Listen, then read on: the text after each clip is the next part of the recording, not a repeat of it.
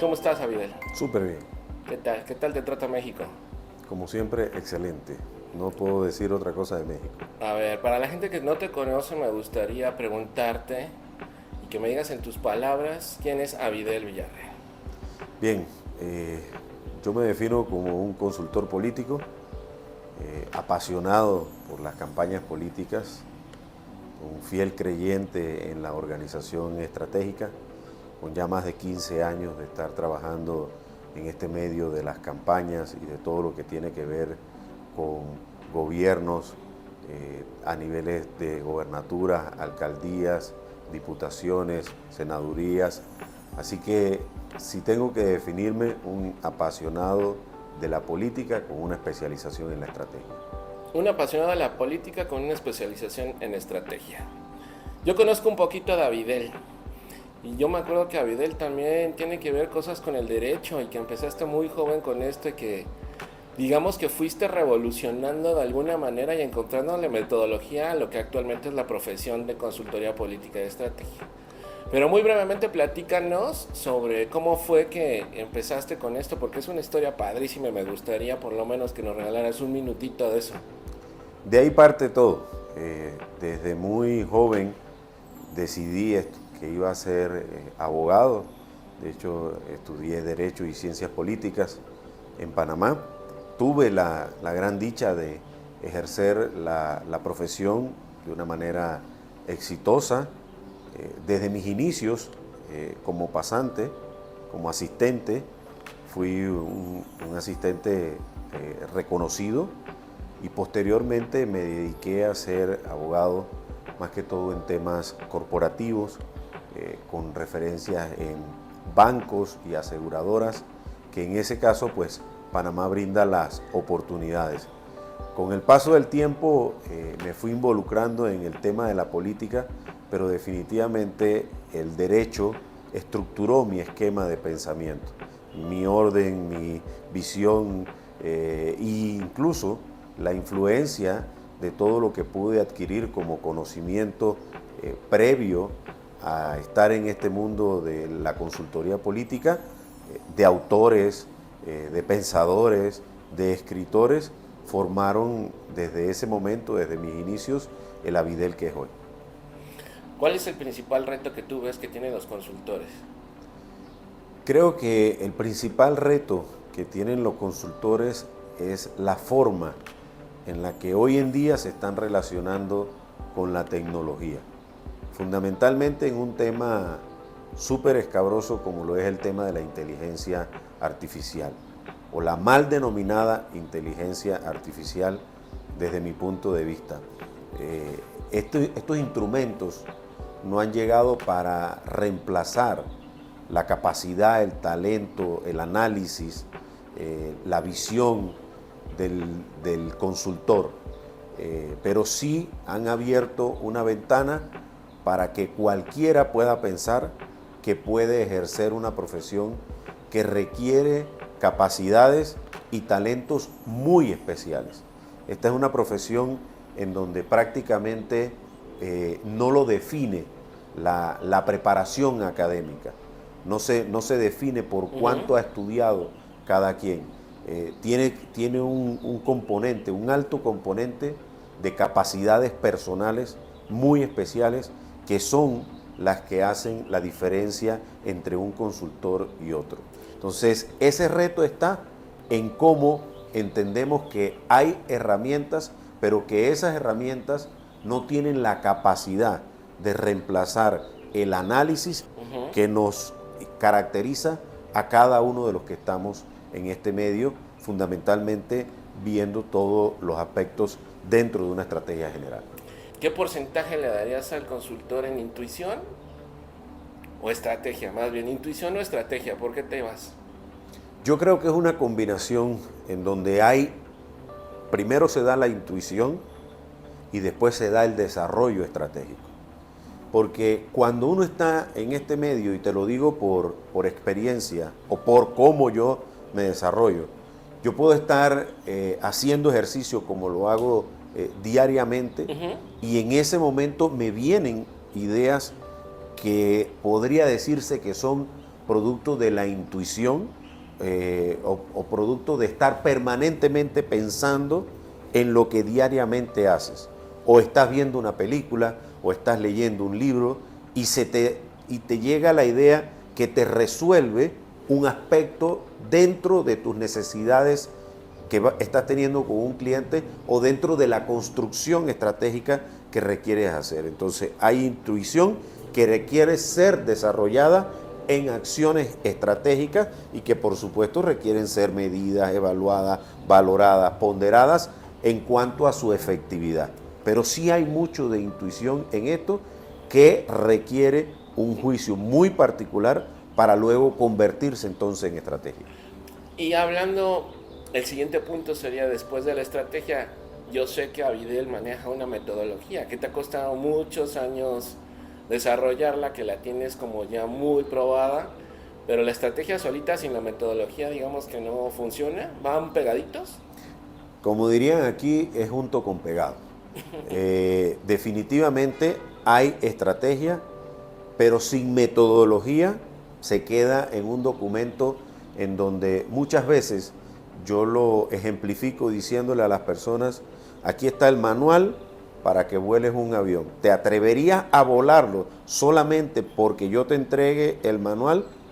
Casi nadie se atrevería a hacer eso y el que lo hace, pues ya sabemos los resultados que va a tener. Así ocurre cuando uno entrega un documento estratégico, pero no hay una metodología detrás que lo respalde y demás. Y ese es principalmente en donde ha estado el enfoque mío y de nuestro equipo de generar una metodología que hemos denominado inmersión total, que transita por una serie de aspectos que son fundamentales en cualquier campaña en donde uno vaya a desarrollar la estrategia y en cualquier campaña que realmente quiera tener un resultado ganador. Pero platícanos del equipo, cómo están, cómo viene el crecimiento, porque sé que están ahorita expandiendo y haciendo varias cosas. Me gustaría que me platicaras sobre ello. Bien, mira, es muy importante porque esa es quizás la decisión más importante que nos ha dejado este año que acaba de terminar, el 2025, que fue ya la estructuración de un equipo, digamos que permanente, no una integración de cosas, que es lo que muchas veces ocurre en las campañas, en donde cuando uno llega comienzas a integrar y te conviertes en un integrador, que nos vamos entendiendo y nos vamos conociendo, pero nosotros hemos tomado la decisión de construir un equipo que pasa desde lo que son inicialmente los estudios, tanto cuantitativos como cualitativos, con una nueva metodología incluso hoy en día en cada uno de ellos, en los estudios cuantitativos, profundizando muchísimo sobre todo aquello que tiene que ver con las emociones, pero nosotros sabemos que toda encuesta te da unos resultados numéricos y los números no hablan por sí solos. Los números hablan a través de los grupos focales, que son los que tratan de encontrarle ese significado a qué es lo que están diciendo los números, y hoy nosotros hemos desarrollado una metodología de profundización cualitativa que busca precisamente dar un paso más allá de lo que es la investigación a través de los grupos focales, para que con esta información nosotros tengamos los elementos suficientes adicional a las entrevistas de profundidad, a lo que nosotros hemos denominado también en un esquema muy propio diálogos ciudadanos, podamos tener toda la información para entonces hacer un planteamiento estratégico. Que ese planteamiento estratégico se desarrolla en diferentes áreas que hoy en día podemos ofrecer como servicios especializados dentro de lo que hacemos en esa integración total en la comunicación digital, entendiendo que hay una comunicación política, a nuestro juicio, que es toda la que tiene que ver con los discursos, con los mensajes, con las entrevistas, con toda la parte esta del candidato, y hay una comunicación digital que tiene aspectos muy importantes. Y aquí quiero hacer un especial énfasis porque nos hemos encontrado con situaciones particulares en donde muchas veces es muy difícil entrar a hacer cambios de último momento o urgentes con un equipo digital que ya viene funcionando, y nosotros hemos diseñado un esquema que nos permite llevar una comunicación digital paralela a lo que ya se tiene hasta que esa integración se logre, pero ajustada totalmente a la estrategia, con excelentes resultados en ese sentido. Y por supuesto está el acompañamiento siempre del candidato, en donde ese coaching que profundiza sobre aspectos fundamentales en la parte personal, emocional, en la parte incluso de conocimiento, temática, en donde nosotros hacemos énfasis en cada lugar de los que llegamos. Desarrollamos aspectos fundamentales de mensajes y de distribución de mensajes y de organización del territorio, lo cual ya nos va diciendo que hay investigación, que hay estrategia, que hay comunicación, que hay coaching, que hay territorio, y no podemos dejar de lado algo fundamental en toda campaña, que es el contraste, que es en gran medida también lo que nos permite mantener de una forma permanente la iniciativa, y que nos permite darle un esquema de tranquilidad a la campaña y a nuestro candidato para que la estrategia se desarrolle con las menores interrupciones o con los menores obstáculos posibles. En la comunicación digital actualmente, ¿qué tan importante es, a diferencia de la comunicación que se ejecuta en territorio? ¿O va equilibrada la comunicación? ¿Funciona el territorio y funciona lo digital por aparte, o tienen que ir hilados? ¿Cómo está? ¿Cuál es tu idea de cómo manejarlo? Van estructuradas de manera particular cada una, con definiciones muy claras que tienen que estar dentro de la estrategia. La comunicación digital es fundamental, porque la comunicación digital te permite hablar a través de diferentes plataformas, a través de diferentes medios, a través de diferentes vías, mecanismos y demás, sobre todo el mensaje o las particularidades que nosotros necesitamos crear o necesitamos evidenciar de un candidato. El mensaje en el territorio es un mensaje mucho más particular, es un mensaje mucho más apegado a qué es lo que se está ofreciendo y de qué manera uno entra en esa comunicación en donde has podido identificar las necesidades, las problemáticas e incluso las aspiraciones que tienen los electores. El mensaje territorial es un mensaje mucho más directo y además tiene un sentido de permanencia mucho más estable que lo que tiene la comunicación digital. La comunicación digital es mucho más inmediata, es mucho más innovadora, tiene menos permanencia porque cada producto se va desechando cada vez más rápido y hay que estar en esa disposición de irnos renovando, cambiando en la medida en la que el proceso va avanzando. Yo diría que hoy, donde están las mejores oportunidades para conectar con el elector, definitivamente están a través de la comunicación digital. Yo, una vez que estamos tocando este tema de la comunicación digital, ¿te parece si tocamos tantito de geopolítica, ¿no? Porque traemos ahí unos temas que están pasando actualmente con el tema de cómo maneja precisamente Trump su comunicación digital, ¿no? Lo que está pasando y la información que está ocurriendo, por ejemplo, con lo que acaba de pasar en Venezuela. Y siendo tú de Panamá, pues recuerdas que también hubo un tema en su momento, hace unos años, en la intervención de Estados Unidos en el gobierno de Panamá. ¿Qué opinas como esto? ¿Qué opinas como consultor primero? Y después, ¿qué opinas como panameño? Porque me gustaría saber tu punto de vista de lo que está ocurriendo en la comunicación geopolítica en estos momentos. Mira, yo creo que en ese sentido, en cada intervención que tiene que ver con este nivel de, o con esta temática, o incluso con temas internos que vive hoy Estados Unidos, a mi juicio Trump maneja una comunicación, podría pensarse hasta dual, o en algunos casos más allá de la dualidad, en donde él tiene mensajes que son estrictamente sobre el tema que está abordando pero los combina de manera permanente con mensajes para sus electores. Yes. Trump es una persona, un presidente que permanentemente le está hablando a sus electores. Hacia allá iba precisamente mi reflexión y la pregunta, esto que me estás diciendo. Y los tiene perfectamente identificados.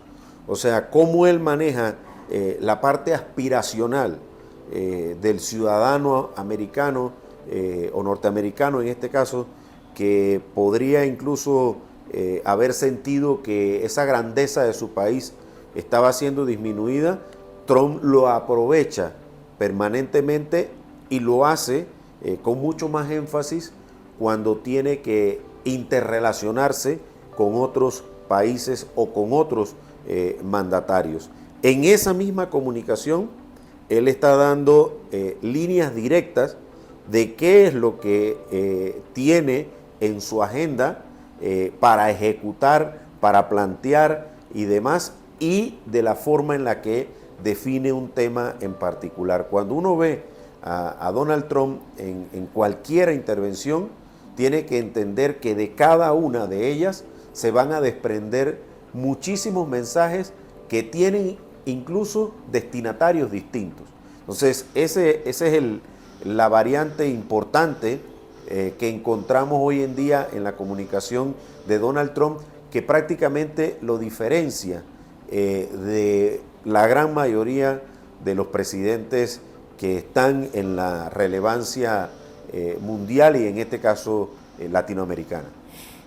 ¿Tú crees que hay que tener el control de la agenda, ¿no? Entendiendo que necesitamos nosotros llevar a nuestro candidato o a nuestro cliente a que llevar el control de la comunicación, ¿no? Y en el entorno estratégico y con el entorno de la comunicación digital y territorial se puede lograr esto, ¿ok? ¿Qué tan importante crees que sea llevar esto en comunicación gubernamental, no solamente en un proceso político electoral? Es fundamental. Y aquí se presentan algunas particularidades que en ocasiones hacen que esto sea mucho más difícil en un esquema de comunicación gubernamental. Muchas veces, aunque nos parezca quizás extraño, no siempre hay una estrategia.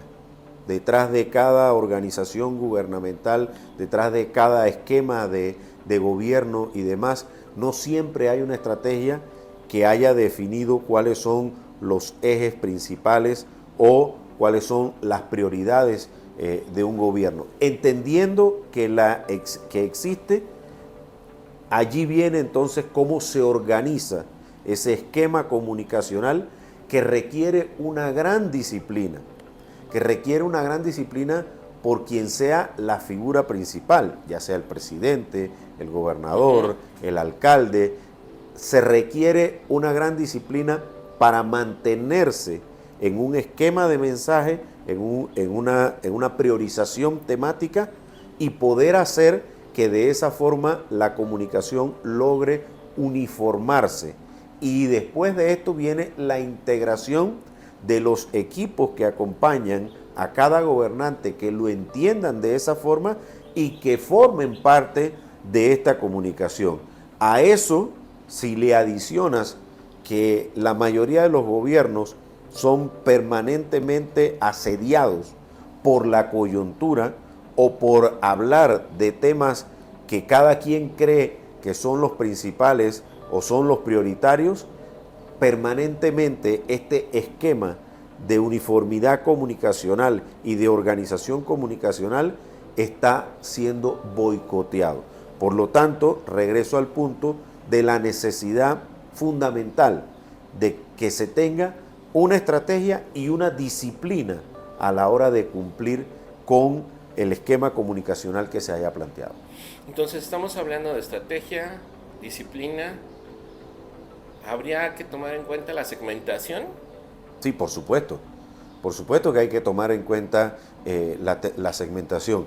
La segmentación territorial, que es quizás una de las más importantes, pero la segmentación también de temática, de prioridades y de ejes que tienen una aplicación específica en lo que nosotros llamamos pues el esquema de organización comunicacional. Por ejemplo, si los ejes son seguridad, economía e infraestructura, eso pasa por prácticamente todas las áreas de gobierno y es ver cómo vamos abordando cada uno de ellos y entendiendo que es como quien da quien hace un recorrido circular, o sea, permanentemente te vas moviendo, pero vas a regresar nuevamente a abordar puntos de la seguridad, de la economía, de infraestructura, de programas sociales y entender que dentro de estos 4 ejes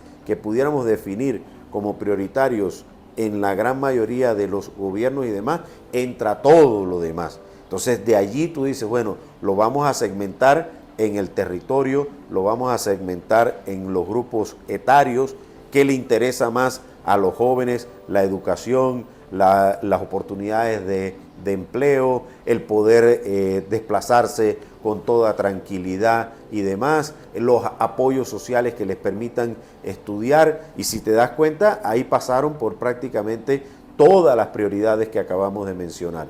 Y de esa forma vamos viendo cada uno de los grupos de interés a los cuales hay que hablarles, entendiendo que están debidamente segmentados. Vamos a hacer como un resumen muy rápido de lo que acabamos de hablar, ¿no? Pues empezamos hablando del estratega, que el estratega es importante, sí, tener intuición, ¿no? Pero que es importante tener investigación, ¿ok? Hablamos de la investigación que nos comentabas, que ahora en ABG están especializados ya en hacer que si tu equipo ha formado ya una cierta metodología, ya han profundizado en hacer cierto tipo de estudios cualitativos, cuantitativos para poder tener data y con esa data poder plantear una estrategia. Esa estrategia necesita una metodología que ya nos platicaste un poquito, ¿no? Que tú desarrollaste algo que es inmersión total. No nos dijiste que era inmersión total como tal, pero tocamos los puntos principales, ¿no? Ahorita, anteriormente. ¿Cómo fue? Es que a mí me llama mucho la atención saber cómo construiste esta metodología. O sea, fue a prueba y error, digo, porque ahorita suena muy sencillo cuando me lo cuentas, pero esto no es de ahorita, ¿no? O sea, sabemos que llevas tiempo, pues más de 15, 20 años trabajando, ¿no? En esto, trabajaste con JJ y tienes ya un gran recorrido por diferentes países de Latinoamérica, pero me llama la atención cómo llegaste a encontrar esta fórmula, porque no es tan sencillo. ¿Cómo fue que un día te levantaste y dijiste, voy a inventar una metodología? ¿O qué pasó? No es tan sencillo. Mira, aquí hay un aspecto fundamental que coincide en mi persona. Yo fui primero cliente de la consultoría y posteriormente consultor. Entonces, has estado en los dos lados. En esos dos lados he tenido vida partidaria, o sea, he conducido campañas desde la posición de consultor, pero también desde la posición como miembro de partidos políticos y demás. En esos dos roles que me ha correspondido, he podido ver las principales necesidades que tiene un cliente y ver de qué manera esas necesidades pueden ser satisfechas por un equipo de consultoría. Y allí es donde nace el esquema de la metodología inmersión total, que significa la disposición y la entrega, el compromiso, la participación a tiempo completo en todas las áreas que interactúan dentro de una campaña. Nosotros no ofrecemos consultoría a distancia, nosotros no ofrecemos una consultoría de memo en donde llegamos y 30 días después regresamos. Nosotros ofrecemos un esquema, una ingeniería que se compenetra con el equipo local, pero que además interactúa de manera permanente en todas y cada una de las decisiones que se toman dentro de la campaña.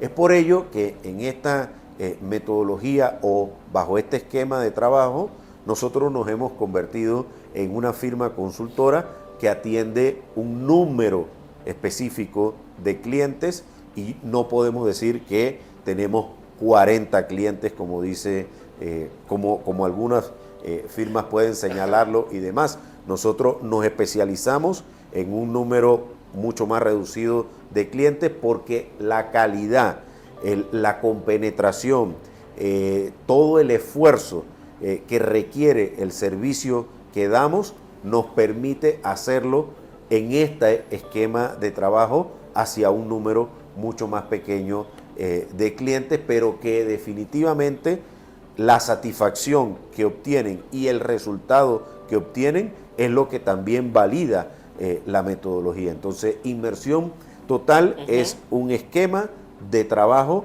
que se involucra en todas las áreas de la campaña y que convive, coexiste y transita con cada uno de las áreas de responsabilidad y de quienes son responsables en las campañas o en los equipos internos a lo largo de todo el proceso, ¿no? En ese camino, definitivamente, hemos diseñado herramientas propias, hemos profundizado en los esquemas de investigación existentes y hoy en día tenemos un equipo altamente especializado con la capacidad de poder intervenir de manera inmediata y de llevar de manera inmediata también nuestro esquema metodológico de servicio, de funcionamiento, y eso es lo que nos permite obtener los resultados que, gracias a Dios, hemos obtenido en los procesos electorales en los cuales hemos intervenido.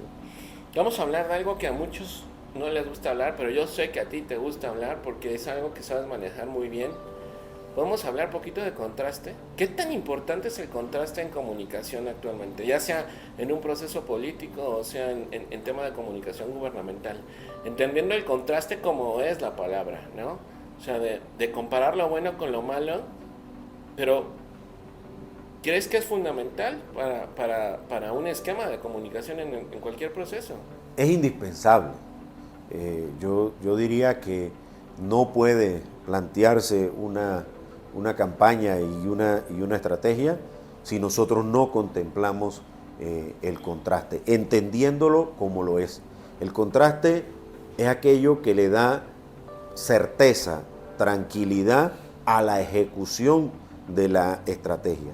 Cuando tú intervienes y logras incidir sobre las decisiones, sobre las acciones, sobre el planteamiento que haga el contrario o los otros candidatos y demás, tú tienes una alta ventaja y tus posibilidades de triunfo van a aumentar. Esto no lo vas a lograr si tú no has hecho un estudio previo que te permita plantear acciones de contraste que contribuyan a que esto ocurra en el ejercicio de un proceso electoral. El contraste es parte de la defensa de la estrategia.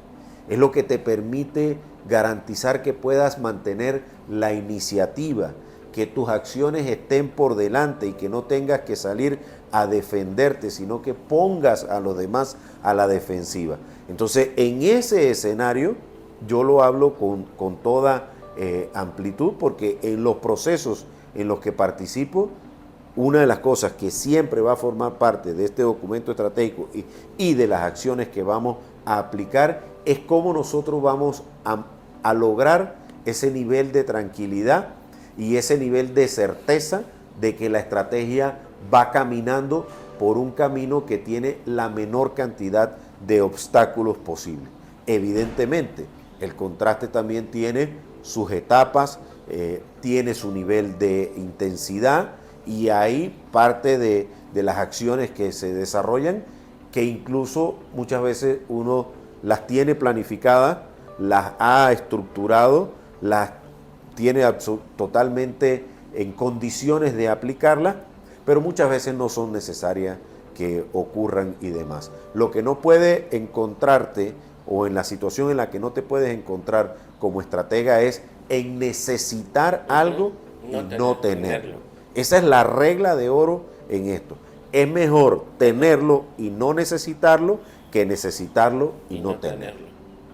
Oye, y sobre, ya que estamos ahorita hablando ya sobre ejecuciones, el timing en las campañas, ¿qué me puedes decir del timing en las campañas? Porque me ha tocado trabajar con algunos clientes que quieren salir todo el tiempo y estar hablando y estar diciendo, y muchas veces es peor que estén todo el tiempo saliendo y hablando, porque no entienden cómo es el tiempo ni en los momentos clave de cómo tienen que estar hablando para jugar con las coyunturas y esto.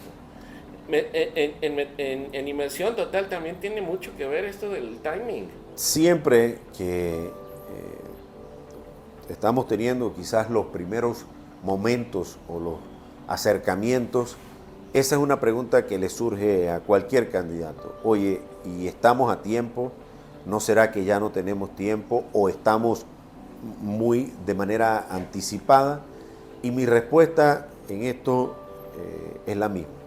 En política, el que arranca primero tiene la ventaja.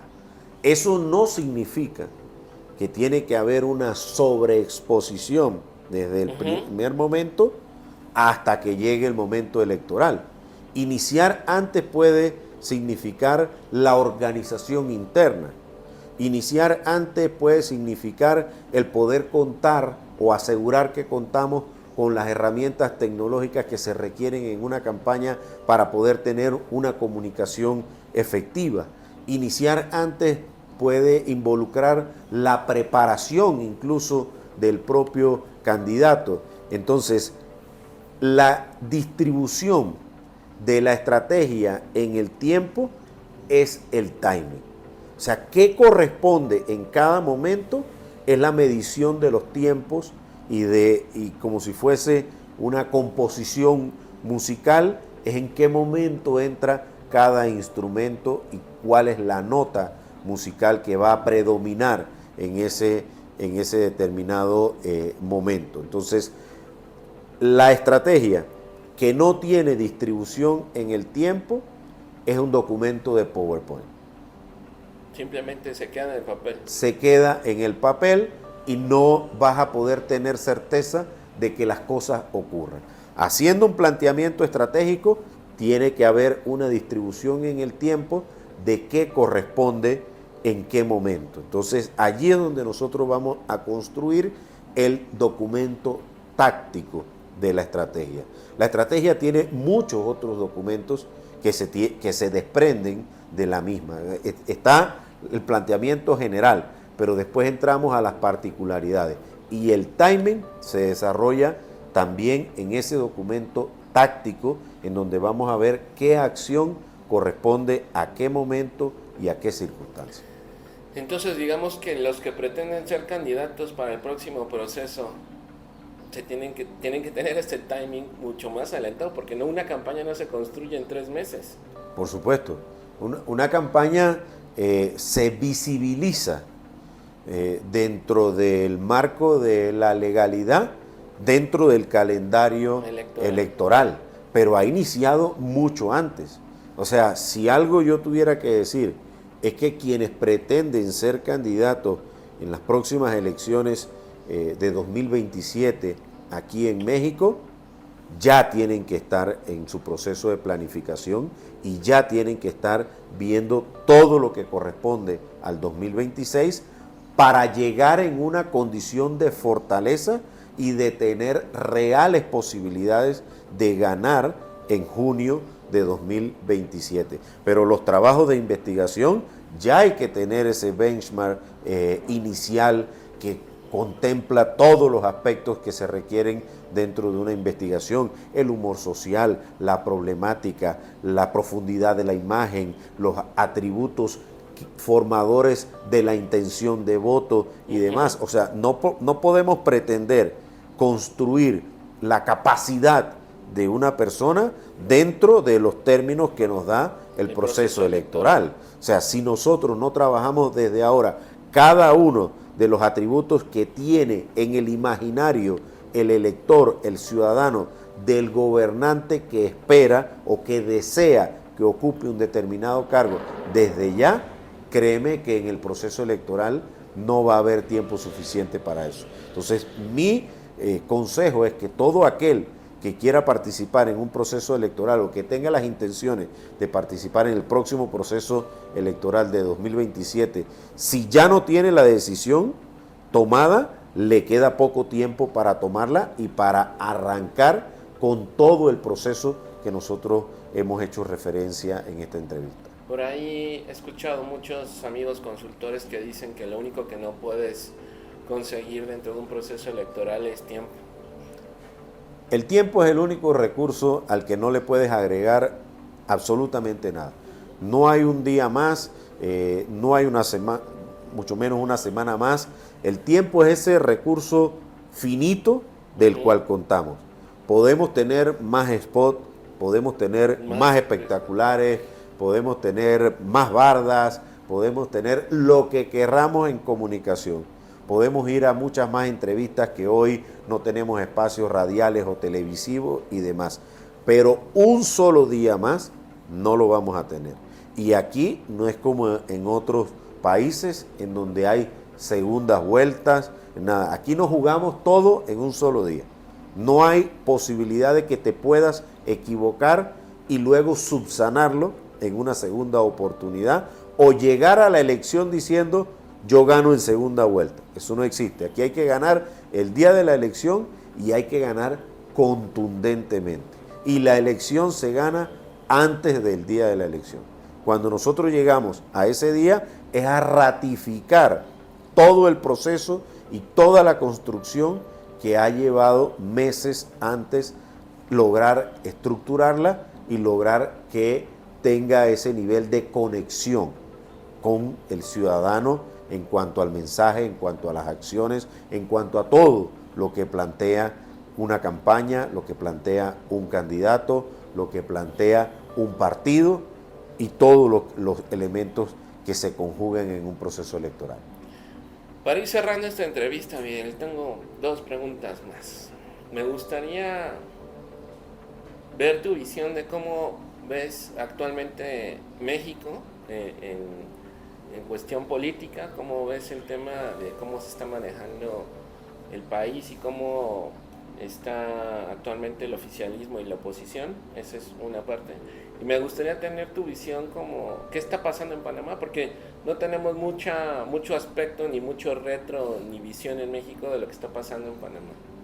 Bien, México con particularidades que desde mi punto de vista, muy beneficiosas para el país. Quienes tenían dudas de lo que iba a significar la sucesión presidencial después de un liderazgo por tanto tiempo y de una manera tan sólida como lo hizo el expresidente Andrés Manuel López Obrador, pues yo creo que hoy no cabe ninguna duda que existe una gran presidenta. La doctora Claudia Sheinbaum Pardo lo ha venido haciendo de una manera que ha atendido las principales necesidades de este país. Quienes estamos en contacto con la política mexicana podemos valorar los avances en temas económicos. México tiene uno de los más altos índices de inversión extranjera en este año 2025 que acaba de cerrar. Los informes sobre temas de seguridad que son tan importantes aquí, hay cifras muy positivas en la gran mayoría de los indicadores que se miden y esas cifras son públicas. Todo esto se conjuga y forma parte fundamental de lo que va a ser el proceso electoral en el 2027, que va a tener particularidades, porque el Ejecutivo como tal no entra en el proceso electoral, es decir, no va a estar en juego. Entonces hay elecciones para diputados locales, para diputados federales, para presidencias municipales y se van a jugar 17 gobernaturas. En ese momento nos vamos a dar cuenta que las elecciones van a estar determinadas por las realidades locales, por las particularidades de cada estado. Ya en En la gran mayoría de esos estados, Morena, por ejemplo, es gobierno. Y van a tener que revalidar su propia sucesión con candidatos propios, con una alianza importante que hay que ver cómo logra mantener ese nivel de mayoría también en los congresos locales y en el Congreso federal, pero también en los gobiernos locales. Por lo tanto, yo siento que vamos a un proceso electoral de alta competencia. Vamos a un proceso electoral de alta competencia en donde las particularidades de cada estado van a determinar en gran medida el resultado. Y las capacidades que se tengan los candidatos o candidatas que van a surgir, pues es algo que todavía no se conoce, porque esas candidaturas aún no se definen y probablemente eso ocurra a finales de este año. Entonces tiene toda la complejidad este proceso electoral de que quienes vayan a aspirar tienen que hacerlo incluso con la incertidumbre de si pueden llegar a ser candidatos o no, solamente por el aspecto definitorio que rige en la ley electoral mexicana, que es el tema de género. En algunos estados habrán candidatos hombres con niveles de fortaleza importantes que podría definirse una candidatura de mujer y eso podría cambiar todo el escenario, o a la inversa, candidaturas de mujeres que serían mucho más convenientes para poder darle una mayor fortaleza a lo que es el proceso electoral en combinación con a quién están sucediendo en el cargo y demás. Y con referencia a Panamá, la verdad es que aquí pues no dejan de entrar emociones y particularidades muy propias. Uno siempre quiere que su país esté en las mejores condiciones. Yo creo que hoy estamos en un país con grandes potencialidades. Solamente para que tengamos una idea, un país que no llega aún a los 5 millones de habitantes, pero que tiene 35 mil millones de dólares de presupuesto. Son números que se pueden decir, pero que es muy difícil imaginarse las cantidades que son, claro, y difíciles de contarlo. Pero tenemos problemas profundos, tenemos unas desigualdades tremendas, fundamentalmente en aspectos como la educación y la salud, por ejemplo, que es donde más se expresan los niveles de desigualdad. Y hoy la valoración o la visión que yo tengo del país es que no hay certeza de hacia dónde vamos. No hay un rumbo claro de cuáles son las prioridades. Tenemos un presidente que llegó con una serie de proyectos y de propuestas que hoy en día están siendo desestimadas por completo y que no sabemos realmente de qué forma es la que pretenden dinamizar una economía que cada vez está mucho más lenta y que cada vez está costando mucho más a todos los actores económicos poder sostener cada una de sus actividades. En definitiva, nosotros somos del criterio, o por lo menos yo soy del criterio que existen todas las condiciones para no tener la mayoría de los problemas que tenemos hoy. Hay un aspecto de voluntad que no logra verse de manera manifiesta, pero que esperemos que eso se pueda sobreponer y demás a cualquiera diferencia política que exista. Y esa es la apuesta. Yo creo que hay nuevas generaciones queriendo intervenir en la política. Allí es donde yo pondría mis esperanzas en un proceso que combine experiencia con juventud y que permita que esta juventud oxigene fundamentalmente la gestión de gobierno con una visión mucho más vinculada a la transparencia, a la honestidad en el ejercicio de la función, y yo creo que cuando eso logre implementarse, el Panamá que todos queremos, pues será una realidad, que es un país de progreso, de oportunidades y de igualdad también.